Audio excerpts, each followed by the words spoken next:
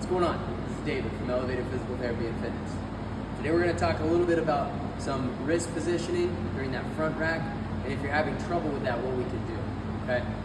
So you should be in that front rack position anytime you're going to do that overhead press or when you're finishing up a power clean or something along those lines. Sometimes this can be painful in the wrist for some people, especially if you haven't been there before, right? So you want to start with a small weight. This is a 15 pound kettlebell, sorry. You want to start with like a 5 or a 10 pound just to load that up a little bit, okay? Once you get it into that front rack position, you can grab on to the end of your hand, those carpal bones, that wrist bone, and just give it a little bit of traction away from the arm bones, okay? That's why if it's too heavy of a weight, it's pretty hard to do this, okay? Give it that traction, and then let that weight bring you back.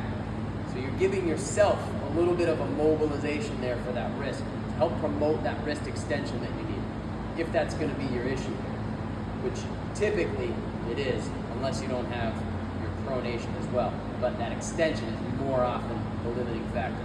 So I'm just going to unload this wrist a little bit as I'm holding this weight. Once you get that down and you want to progress that a little bit, okay, you can do a little bit of a curl, end up in the front rack position, and then press that up, okay?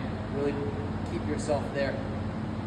Do that with this small kettlebell, and then you can work up into a barbell or something a little bit heavier, okay? But that curl up, let this kettlebell get into that front rack position, help that wrist hang, and then you can press up into that, okay? Give that a shot. Let me know what you think.